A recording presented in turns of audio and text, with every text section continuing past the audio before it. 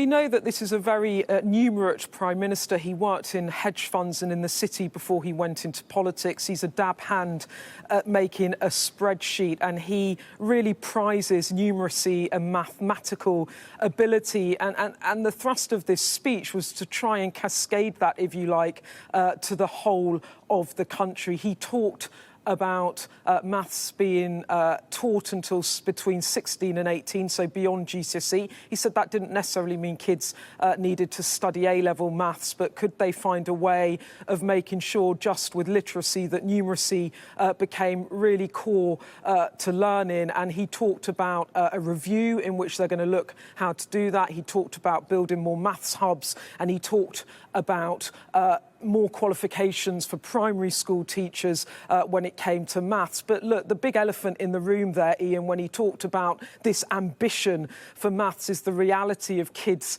in state schools across the UK. He said it himself that in England and Wales only a third of children fail maths GCSEs, and we know that in state schools in England and Wales, nearly half of maths teachers are non-specialised in maths, which really goes back to the basics of education and not about whether this is a cultural issue, which is what the Prime Minister talked about us being an anti-maths mindset in this country, but rather was it a provision issue. And he acknowledged that the government needed to do more and make this a more integrated policy. But I think the sort of ambition was there. I think it's where the rubber meets the road in terms of the reality of what state school kids in places like this in Islington in North London are experiencing in the classrooms.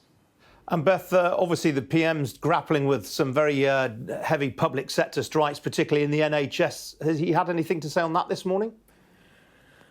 Well, exactly, and that was another area of questions. There's already been 6 teachers' strikes this year, a couple more planned. And as you said, the Royal College of Nurses say that their members have not accepted the government's pay offer. And now there is the prospects of nurses' strikes running into Christmas. The Prime Minister obviously asked about that. He says he's disappointed that public sector workers haven't accepted the deals, but hopes to find a way through. But I'm afraid, Ian, for now, no more detail.